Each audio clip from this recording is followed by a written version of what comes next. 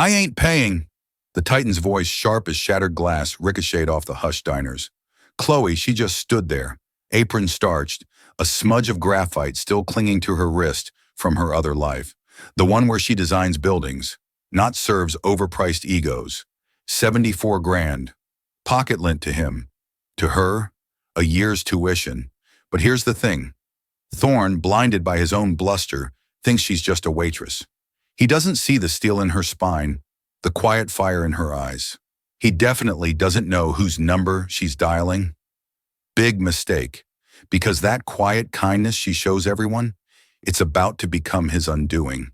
They have no idea how her quiet kindness will change everything. Not a clue. He laughed, a short, sharp, dismissive bark. I'm not paying this, he declared the words, cutting through the restaurant's hushed ambience. Every eye turned. The manager began to sweat. But the waitress, Chloe, just stood there, her expression unreadable, before she calmly reached into her apron, pulled out her phone and said, "Then I'll have to call the owner." Eith's was not merely a restaurant. It was a sanctuary of calculated opulence nestled in the heart of Manhattan. It didn't advertise. It had no sign, only a single burnished bronze door set into a wall of ivy-covered brownstone. To dine there was to announce you had not just arrived, but had conquered. The interior was a symphony of dark mahogany supple, the color of dried blood and lighting so artfully dimmed it made everyone look like a subject in a Rembrandt painting. The air itself seemed filtered, carrying only the faintest, most tantalizing whispers from the kitchen truffle-seared scallops in the sweet, buttery scent of ambition. Tonight, the gravitational center of the room was Table 7, the prime alcove overlooking the restaurant's private Zen garden. And at the head of that table sat Marcus Thorne. Thorne was a man sculpted from confidence and contempt. His suit was a custom-tailored Tom Ford, his watch a PC Fipe that cost more than the average American home, and his smile was a weapon deployed with strategic precision. He was a real estate titan, a piranha in a sea of sharks who had built his empire. Thorne, consolidated by raising the old to make way for the gleaming, sterile new. He treated the city like his personal chessboard and its people as pawns. His 4 guests orbited him like nervous moons. There was Cynthia Vance, a socialite, whose face was a testament to the miracles of modern cosmetic surgery. 2 junior executives, Robert and Paul, both with identical haircuts and expressions of fawning adoration, and a grizzled lawyer named Henderson, whose job was to nod sagely and make Thorne's predatory instincts sound like sound legal strategy. Their waitress for the evening was Chloe Thompson. To Marcus Thorne and his guests, she was invisible, a functional automaton designed to ferry food and wine. They didn't notice the quiet intelligence in her hazel eyes, or the way she moved with an efficient grace that bespoke a deep underlying competence. They didn't see the faint smudge of graphite on her wrist, a remnant from the architectural drafting she'd been working on before her shift. They saw a uniform, a name tag, and a servant. Chloe had been working at Eithred's for 2 years. It was a brutal, demanding job, but it paid for her tuition at Cooper Union, where she was studying to become an architect. She endured the condescension and the casual cruelty of the city's elite because she had a goal. She saw the buildings they financed, the soulless glass towers Thorne himself erected, and she dreamed of creating spaces for people, not just for profit. Serving men like Thorne was a bitter pill, but a necessary one. She was a masterful observer. She'd learned to read a table in seconds. She knew from the way Thorne dismissed the sommelier's recommendation for the 1982 Petrus and instead demanded the flashy, overpriced, screaming Eagle Cabernet that he was a man of performance, not palate. She noted the way his guests laughed a fraction of a second, too late at his jokes, a chorus of calculated sycophancy. The meal was a performance of its own. Thorne held court, his voice a confident baritone that sliced through the restaurant's decorum. He recounted a recent hostile takeover with the glee of a big game hunter describing a kill. The board was squealing like pigs, he boomed, slicing into his Wagyu steak, telling me I was destroying a legacy. I told them legacy doesn't pay dividends. We gutted the pension fund by Tuesday, and the stock shot up 12% by Friday. Robert and Paul crotaled with manufactured delight. Cynthia Vance dabbed her lips with a napkin. You're so wonderfully ruthless, Marcus, she purred. Chloe moved silently around them, refilling water glasses, clearing plates, her face a mask of serene professionalism. But inside she was taking notes, not on the order, but on the man. She saw the casual cruelty, the utter lack of empathy, the black hole of an ego that consumed everything around it. He treated the staff with a particularly Gling brand of disdain. He never made eye contact, referring to Chloe only as sweetheart or darling, in a tone that was anything but. He snapped his fingers to get her attention, a gesture so demeaning it made her jaw clench. She had served billionaires before. Most were demanding, some were eccentric, but nearly all possessed a thin veneer of civility. Thorne had no such veneer. He seemed to revel in his own awfulness, wearing it like his expensive watch. As the evening wore on, the wine flowed freely. Thorne ordered a vintage port, a Louis XIII cognac, and a round of cigars that were not permitted in the main dining room. He made a show of complaining until the manager, a perpetually flustered Frenchman named Mr. Dubois, personally escorted them to a private smoking lounge, apologizing profusely for the inconvenience. Chloe watched the exchange, a knot tightening in her stomach. She saw how easily power bent the rules, how money could purchase not just luxury, but impunity. Mr. Dubois, a man who normally ran his dining room with the precision of a drill sergeant, was reduced to a booing, scraping supplicant in Thorne's presence. Finally, after 3 1/2 hours of unrestrained indulgence, the party returned to their table for the final bill. The desserts had been cleared, the coffee served. A quiet lull settled over the table, the comfortable silence of those who have consumed far more than they need. Chloe approached the table with the small obsidian tray. The leather folder containing the check felt heavier than usual. She placed it gently in the center of the table, equidistant from everyone, but aimed squarely at Marcus Thorne. "Thank you for dining with us, Mr. Thorne," she said, her voice even and low. "Whenever you're ready."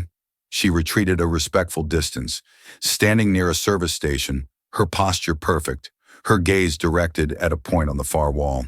She could feel their eyes on her, but she did not flinch. This was the ritual, the final act of the play. But tonight she felt a strange electric premonition in the air. Something was about to break. Thorne let the bill sit for a full 5 minutes, a deliberate power move. He continued his story, ignoring the folder as if it were a speck of dust. Finally, with a theatrical sigh, he picked it up. He flipped it open, his eyes scanning the itemized list for a brief second. And then he laughed. It wasn't a laugh of joy or amusement.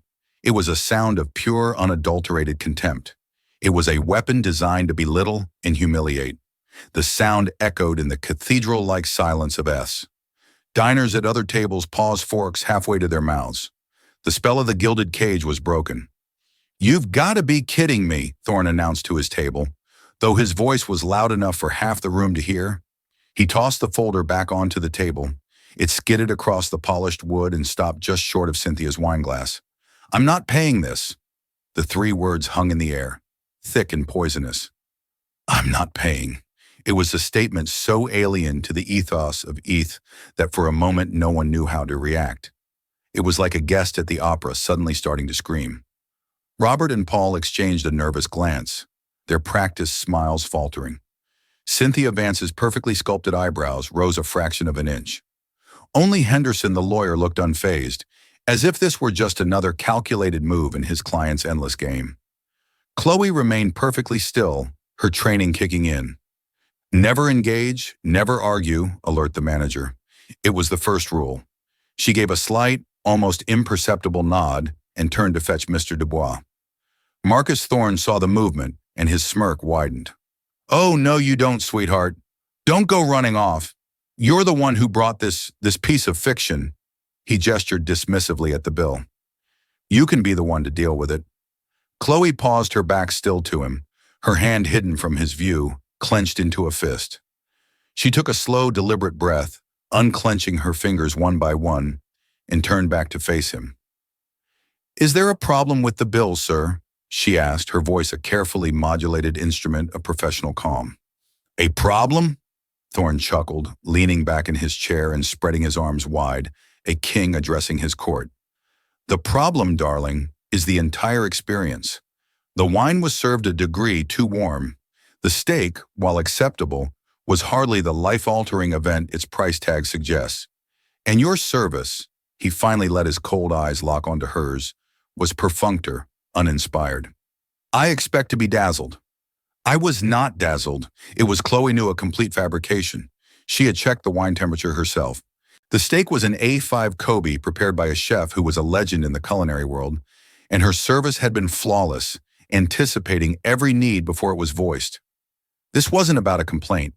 This was about power. It was a public demonstration of his own importance, a way of showing everyone that the normal rules of commerce and decency did not apply to Marcus Thorne. Before Chloe could respond, Mr. Dubois skirted over his face, pale and beaded with sweat.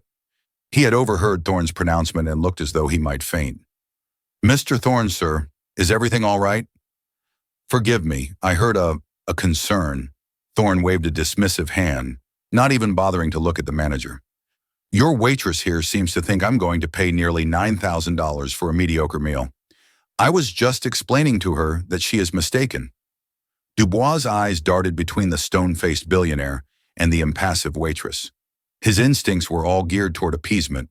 The customer, especially a customer of this magnitude, was always right. "Of course, sir. Of course. Any displeasure is our deepest regret. Allow me to rectify the situation. Perhaps we can remove the wine from the bill or the desserts. Whatever you wish, sir." "Please." Mr. Dubois was practically wringing his hands, his French accent becoming thicker with anxiety. This was the reaction Thorne had expected, the immediate capitulation.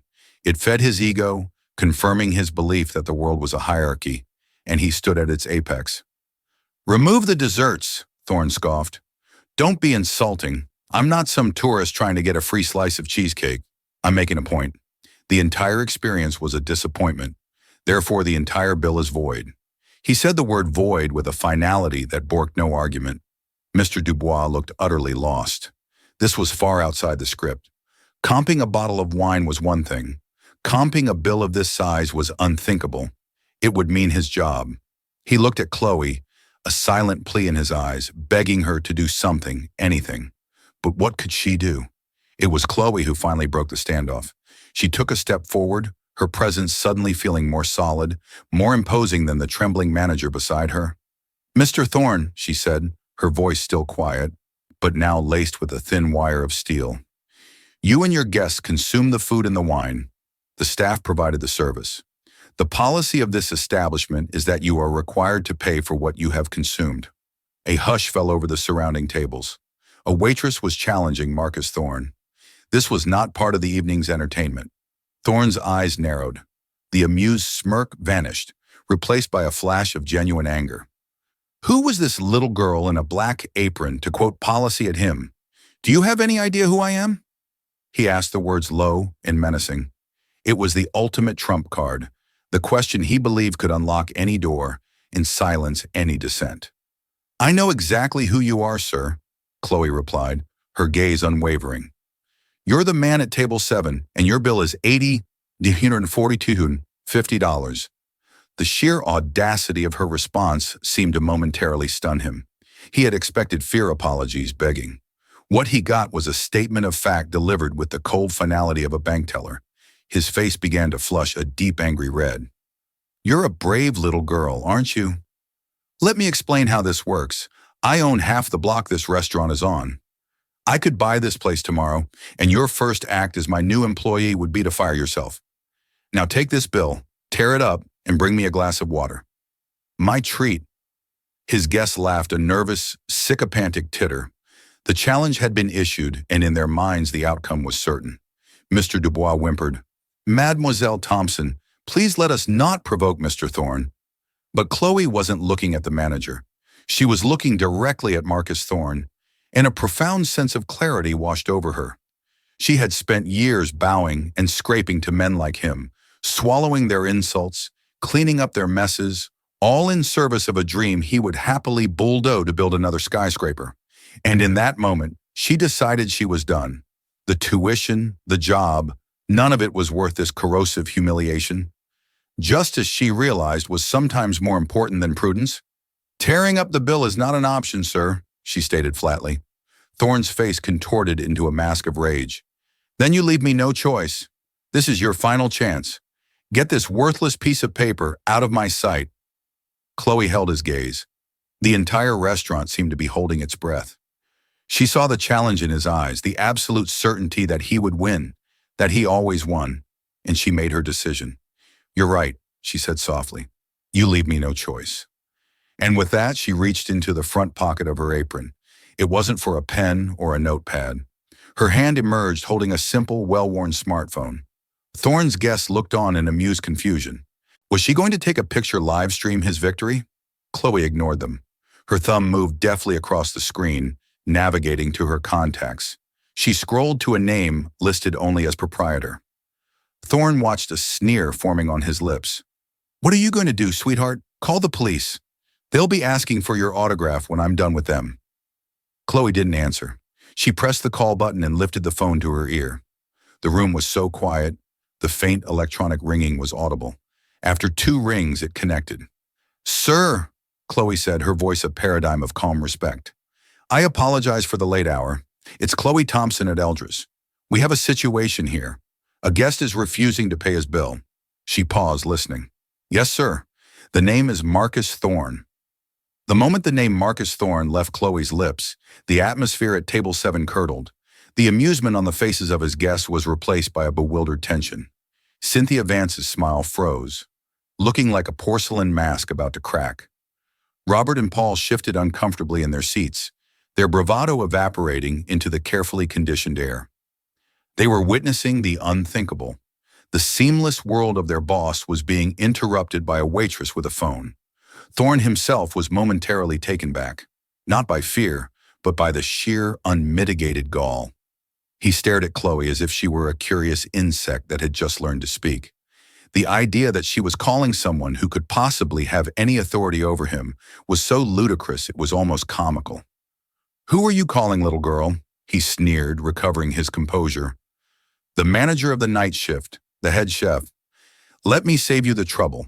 Nobody in this building has the authority to tell me what to do. Chloe held up a single polite finger, asking for a moment's silence as she listened to the voice on the other end of the line. Her side of the conversation was maddeningly brief and professional, giving away nothing. Yes, sir, she said into the phone. The full bill, 8 timbers, $742.50. No, he hasn't given a legitimate reason. He stated he was not dazzled by the experience. A muscle in Thorne's jaw twitched violently. Hearing his own arrogant words repeated back, so plainly stripped of their power and presented as a petulant complaint, was infuriating. He felt a flicker of something he hadn't experienced in years, the feeling of being disgusted by unseen forces of not being in complete control. Give me that phone, he snarled, starting to rise from his seat. I'll speak to this proprietor of yours and sort out this nonsense. Chloe took a small step back, deftly keeping the phone out of his reach. Her movement was fluid and certain, not one of fear, but of control. He'd like to speak with you, sir, she said, her voice remaining placid. But he asked me to confirm one thing first. She listened for another moment, her eyes never leaving Thorne's face. Yes, I understand. She lowered the phone slightly. He asked me to ask you if you remember a man named Daniel Sterling. The name hit the air and seemed to hang there shimmering and dangerous. It was not a name Thorne had expected to hear in this context, or perhaps ever again. For the first time that evening, a genuine, unplanned emotion broke through his carefully constructed facade. A flicker of confusion quickly followed by a shadow of something else, something much deeper. Recognition. Henderson, the lawyer who had been observing the proceedings with a detached legal curiosity, suddenly sat bolt upright, his head snapped toward Thorne, his eyes wide with alarm. The name Daniel Sterling clearly meant something to him too. Thorne's blustering confidence seemed to deflate just a little. The angry red in his cheeks subsided, replaced by a paler shade.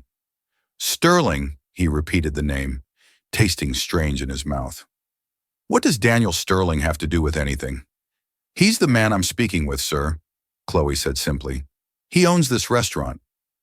Well, he's the silent majority partner, the real owner.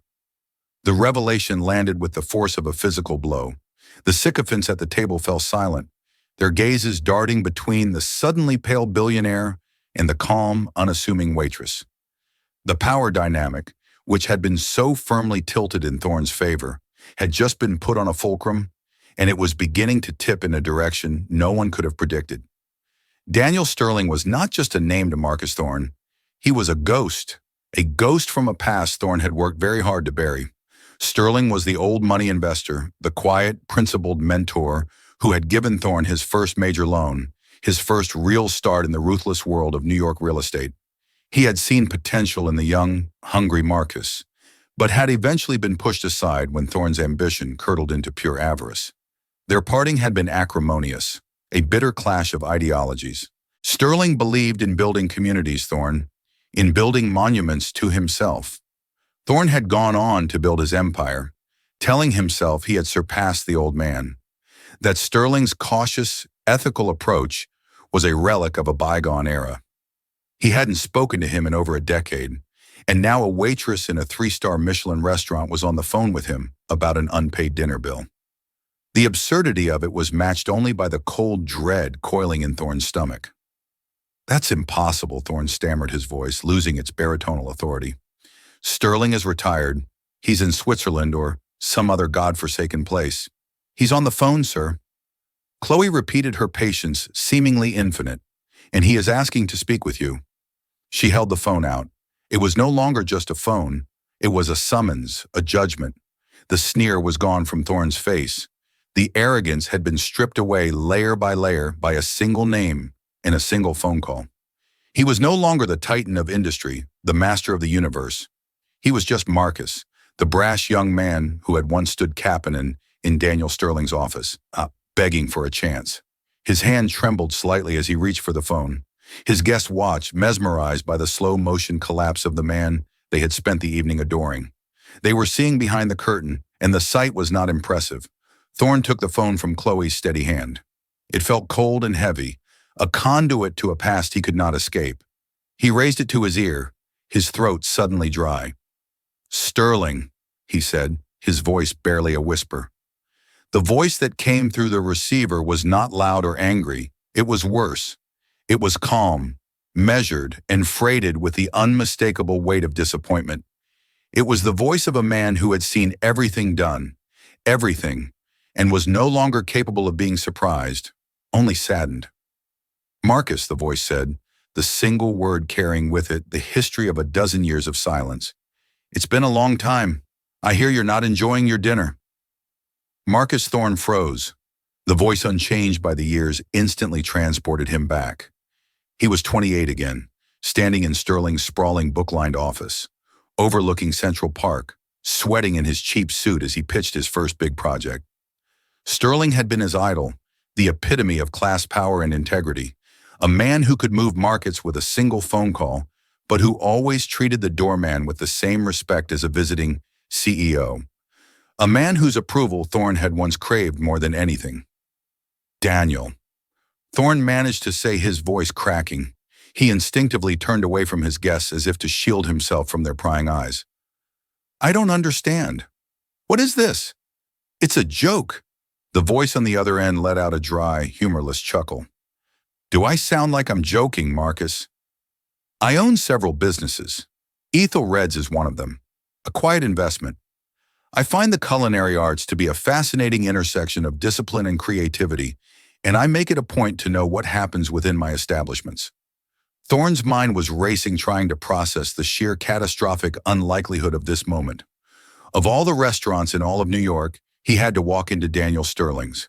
He had to choose tonight to pull this arrogant stunt. The universe, it seemed, had a flair for ironic punishment. "Listen, Daniel, this is just a misunderstanding." Thorne began, his tone shifting from blustering to pleading. "The service was a little off. I had a little too much wine. I was making a point." "You were making a point." Sterling's voice cut through his excuses, the calm tone now edged with ice. "What point were you trying to make, Marcus? That you're so powerful you don't have to pay for what you consume? That you can humiliate a young woman doing her job just to entertain your sickens? That's not a point, Marcus. That's a character flaw. A fly I had hoped you would have outgrown by now." Each word was a precisely aimed dart, puncturing Thorne's ego. He glanced back at his table. Cynthia, Robert, and Paul were staring at him, their expressions a mixture of shock and morbid curiosity. Henderson, the lawyer, had his face in his hands, sensing a legal and financial storm on the horizon. The power Thorne had so carefully cultivated over them had vanished. He was being scolded like a child. "It wasn't like that," Thorne insisted, his voice dropping to a desperate whisper. "You don't know the full story." "I know enough," Sterling countered. "I have a camera feed of the entire dining room on my home computer. It's a security measure. I saw you snap your fingers at Miss Thompson. I heard you call her sweetheart in that tone you use when you're trying to diminish someone. And I just watched you try to bully her and my manager into submission. The only misunderstanding here, Marcus, is your belief that your wealth absolves you from basic human decency." The mention of the camera feed sent a fresh jolt of horror through Thorne. He had been performing on a stage he didn't even know existed for an audience of one. The one person whose opinion deep down still mattered. "Daniel, please," he said, the words catching in his throat. "Let's not do this over the phone. Let me make it right." There was a long pause on the other end of the line. Thorne could hear the faint sound of a clock ticking each second, stretching into an eternity. He was sweating freely now, his expensive suit feeling like a straitjacket. Making it right is an interesting concept. "Marcus," Sterling's voice finally returned colder than before. "Making it right would have been treating the staff with respect from the moment you walked in. Making it right would have been paying your bill and leaving a generous tip for the excellent service you received. But we are long past that point. Now we are at the point of consequences." "Consequences? What are you talking about? It's a dinner bill." "No, Marcus. It's never just about the bill," Sterling said, his voice low and grave. "It's about the principle. I have a young woman on my staff, Chloe Thompson, who is working her way through architecture school. She is brilliant, hardworking, and possesses more integrity in her little finger than you have displayed tonight in your entire being. She is exactly the kind of person I built my businesses to support. And you, Marcus, are the kind of person I built them to withstand." The specific mention of Chloe's name of her ambition was another shock. Sterling knew his staff. He didn't just own the restaurant, he was invested in it, in its people. Thorne had never bothered to learn the name of a single person who had served him in his life. "So here is what is going to happen," Sterling continued his voice, leaving no room for negotiation. "First, you are going to hand the phone back to Miss Thompson." Thorne hesitated. Giving the phone back felt like the final act of surrender. "Now, Marcus," Sterling's voice commanded, and Thorne found himself obeying without a second thought.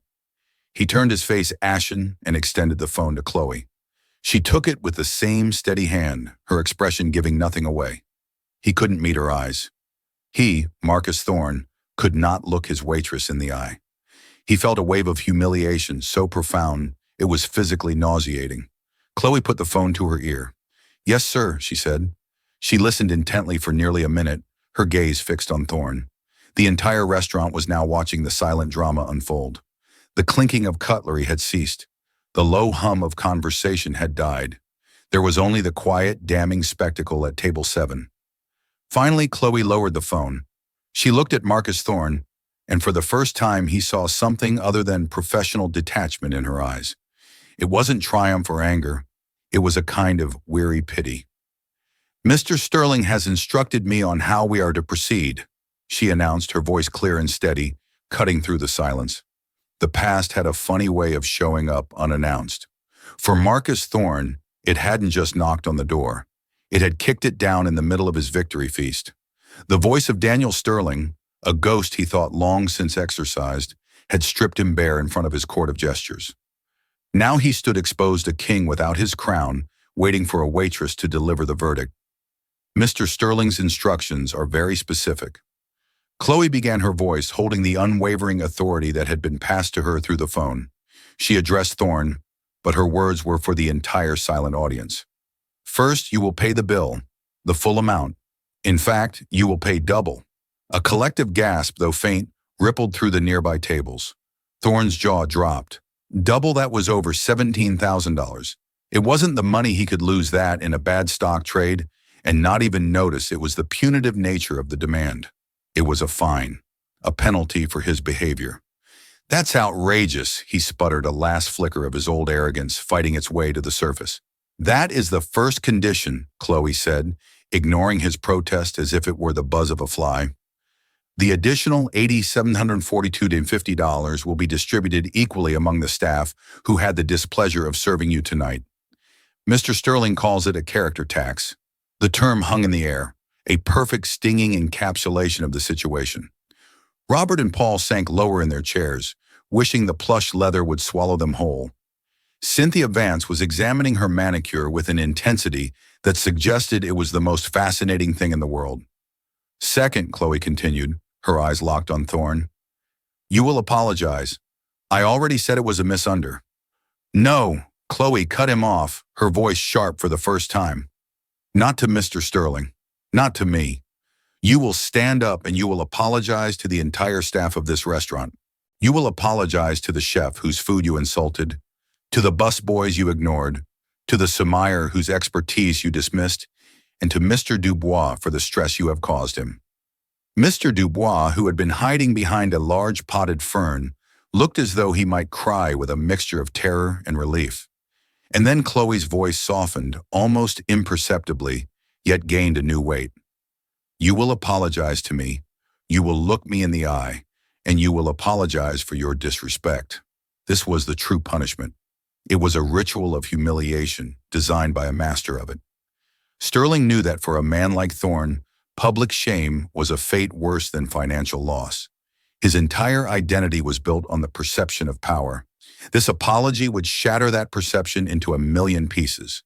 Thorne stood frozen in his mind, a maelstrom of rage, shame, and disbelief. He looked around the room at the faces of strangers watching him, their expressions ranging from pity to schadenfreude. He saw his guests, his supposed allies, refusing to meet his gaze.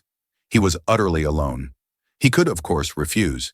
He could storm out, unleash his lawyers, and create a media firestorm, but he knew with a gut-wrenching certainty that it would be a losing battle. Daniel Sterling was not a man to bluff, and the story billionaire bully Marcus Thorne refuses to pay humiliates. Waitress would be a public relations nightmare from which he might never recover. More than that, he would have made a permanent enemy of a man who knew all his old secrets. Slowly, painfully, as if his joints were rusted shut, he pushed his chair back and rose to his feet. He was a tall man, but in that moment he seemed to shrink. The custom suit now looked like a costume he was unworthy of wearing. He cleared his throat, but the sound that came out was a dry rasp. He tried again. I would like to apologize, he said, his voice arcing shadow of its former self. He couldn't bring himself to look at anyone, his eyes fixed on a spot on the tablecloth. To the staff, your work was exemplary. I was wrong to suggest otherwise. He turned vaguely in the direction of the kitchen. To the chef, the meal was superb. My compliments. He then looked at Mr. Dubois, who flinched as if expecting a blow. Mr. Dubois, I am sorry for my behavior. Each word felt like it was being pulled from him with pliers. The apology was stilted, awkward, and deeply insincere. Yet the act of saying it at all was a profound concession of defeat. Then came the final, most difficult part. He had to turn to Chloe. He forced his head up and met her gaze. Her hazel eyes were clear and steady, holding no malice, only an expectation of what was owed.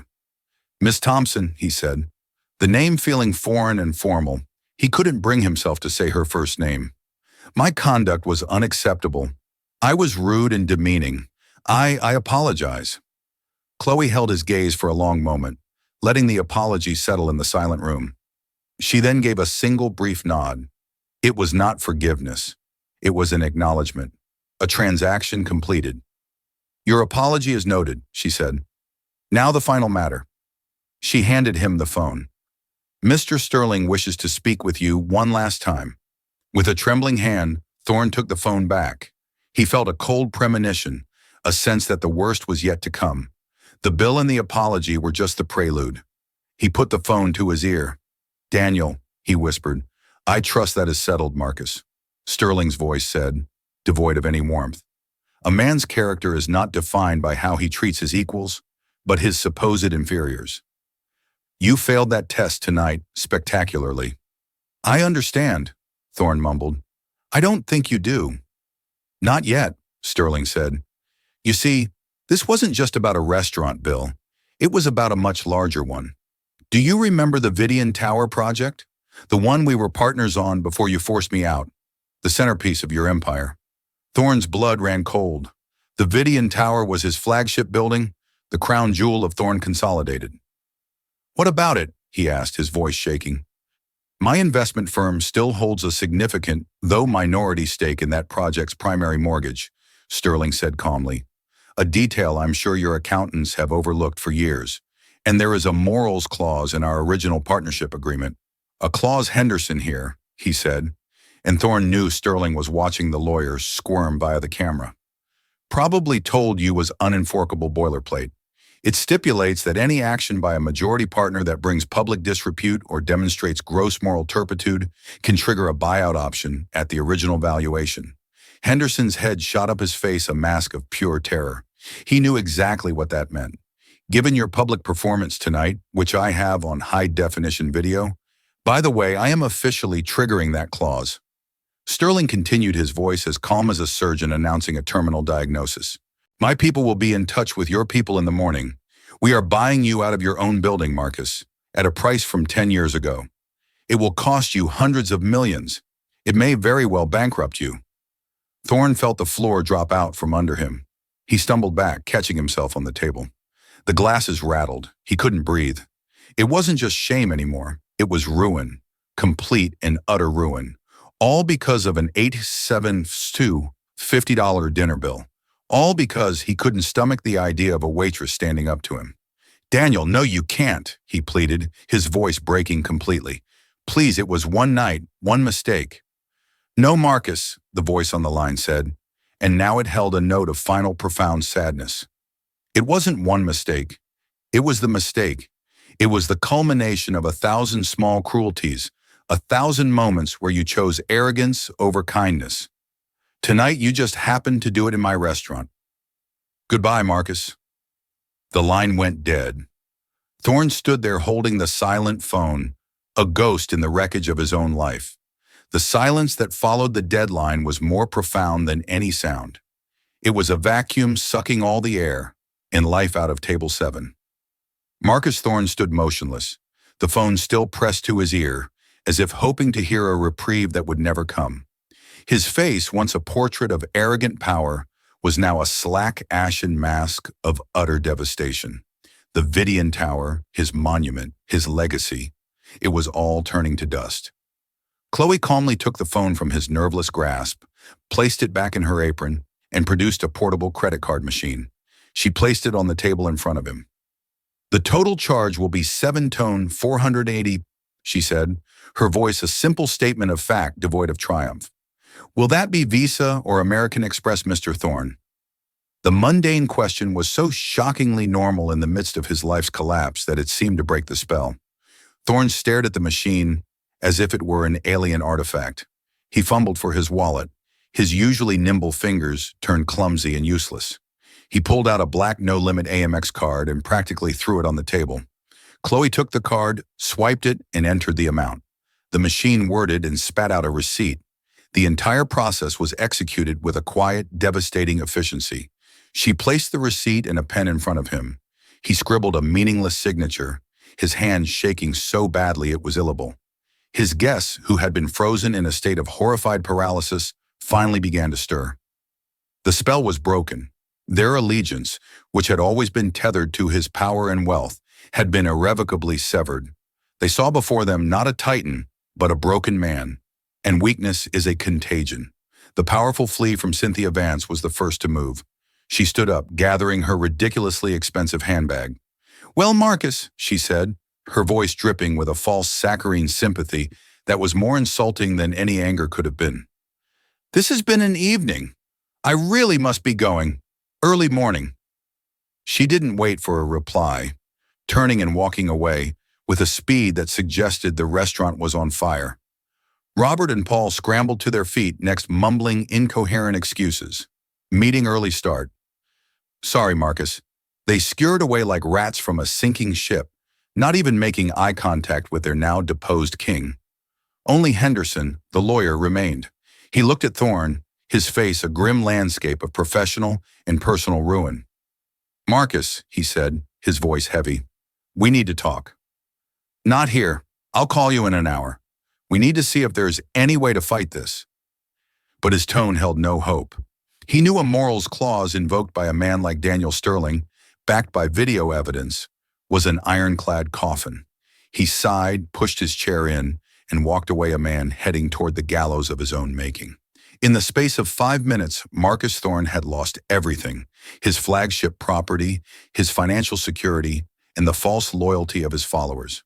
He was left alone at a table littered with the remains of a feast he could no longer afford in a restaurant owned by the man who had just destroyed him.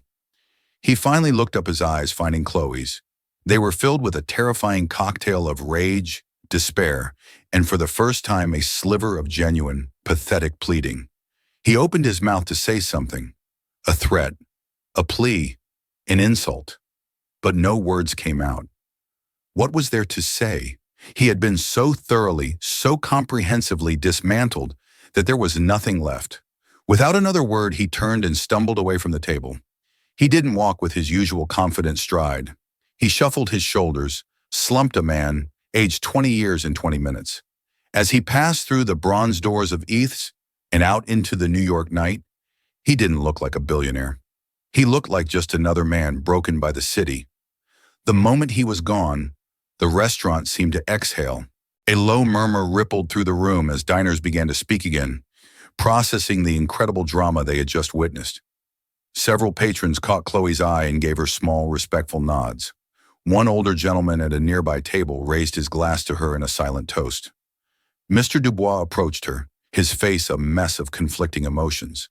He was a ruck, terrified, and profoundly grateful. "Mademoiselle Thompson." "Chloe, I do not know what to say," he stammered. "I have never in my 30 years in this business seen anything like that. You were formidable."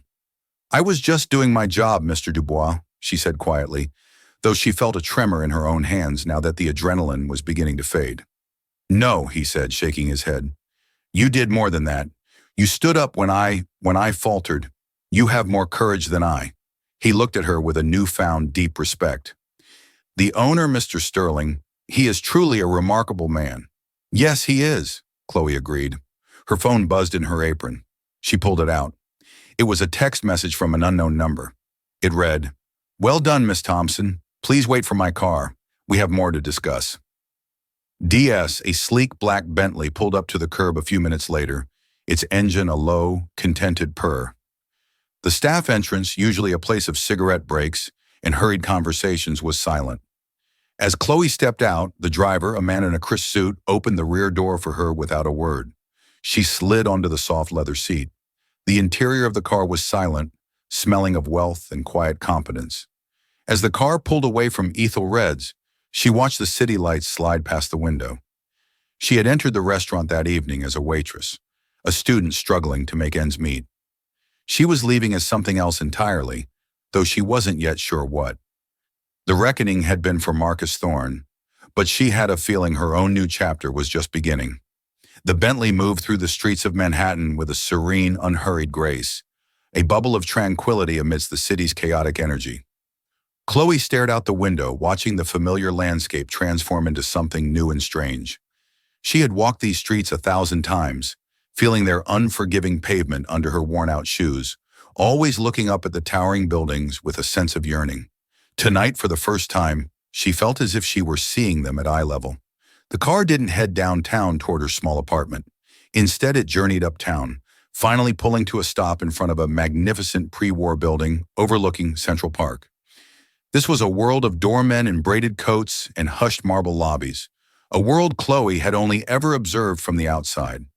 The driver escorted her to a private elevator, which opened directly into a sprawling penthouse apartment. The space was breathtaking. It was not ostentatious like Thorne's world. It was a testament to quiet, confident taste. Walls were lined with floor-to-ceiling bookshelves filled with leather-bound volumes. Art by modern masters hung in understated frames, and through a vast wall of glass, the entirety of Central Park was laid out below, like a dark, glittering tapestry. Standing by the window, a glass of what looked like whiskey in his hand, was a man in his late 70s. He was tall and silver-haired with a kind, intelligent face and eyes that seemed to hold a century of wisdom. He wore a simple cashmere sweater and tailored trousers. There was an aura of immense calm and power about him. "Miss Thompson," he said, his voice the same calm, measured tone she had heard on the phone. "Daniel Sterling, thank you for coming." "Mr. Sterling," Chloe replied, her voice steady despite the fluttering in her stomach. "It's an honor. Please call me Daniel." And the honor was all mine. What you did tonight took a remarkable amount of courage and integrity. I haven't seen a display like that in a very long time. He gestured to a chair opposite him. "Please sit." Chloe sat, her posture still reflecting the perfect poise of her waitress training. "I imagine you have some questions," he said with a small smile. "A few," she admitted. "How did you know about me, about my studies?" Daniel took a sip of his drink and looked out at the park. "I believe in knowing's my investments, Chloe, and my most important investments are not buildings or businesses, but people. When I took over Ethelese, I made it my business to read the file of every employee. Your file stood out. Top of your class at Cooper Union, a scholarship student, an ambition to be an architect. Your file also mentioned your father." Chloe stiffened slightly. "My father, Robert Thompson. He was an architect, a brilliant one. He worked for my firm Sterling and Associates for a few years in the early 90s. He was one of the most principled men I ever knew. He believed architecture was a public trust, not just a commodity. He would have hated what Marcus Thorne has done to this city's skyline." Chloe was stunned into silence. Her father had died when she was young, and she knew very little about his professional life, only that he had been a passionate but financially unsuccessful architect. "Your father and I had our disagreements," Daniel continued, his expression wistful. "He was an idealist, I was a pragmatist, but I never forgot his talent or his character. When I saw his name on your file, I decided to keep an eye on you. I wanted to see if that same integrity had been passed down." Tonight he turned to look at her directly, his eyes full of warmth. "You proved that it has, and then some." A wave of emotion washed over Chloe. It was all so much to take in. The confrontation with Thorne, the destruction of a powerful man, and now this connection to a past she barely knew. So, the cameras, the phone call, it wasn't a coincidence, she said, piecing it together. "Let's call it a prepared contingency," Daniel said with a wry smile. "I knew of Marcus's reputation. I suspected that one day his monstrous ego might lead him to my door.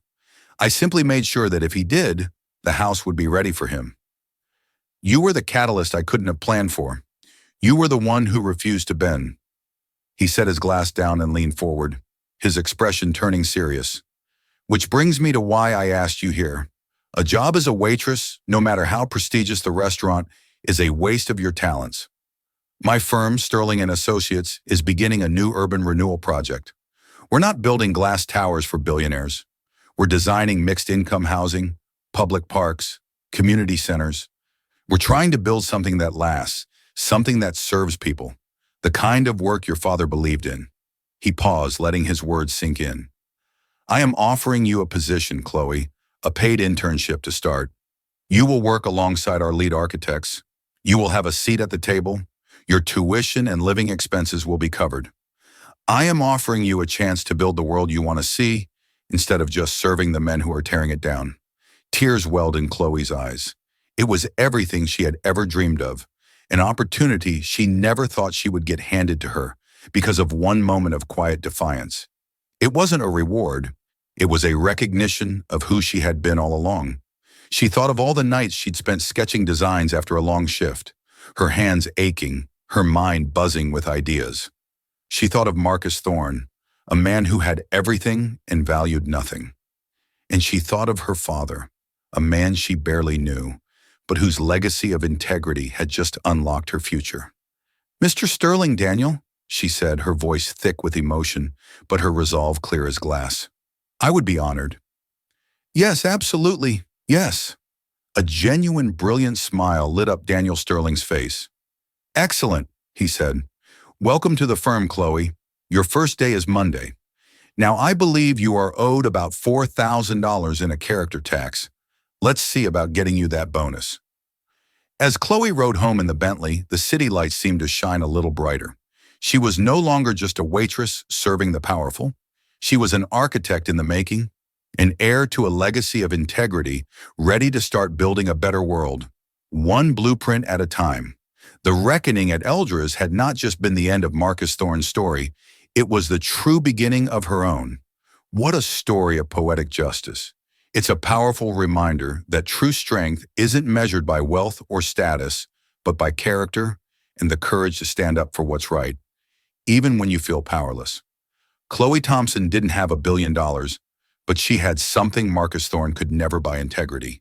And in the end, that was the most valuable currency of all. It shows that sometimes in the grand theater of life, the quietest voice can cause the loudest echo. And one single phone call can change everything. If this story of courage and consequence resonated with you, please hit that like button to let us know. Don't forget to share it with someone who loves a good story of an underdog coming out on top. And most importantly, subscribe to our channel and turn on notifications so you won't miss our next real-life drama. Thank you for listening.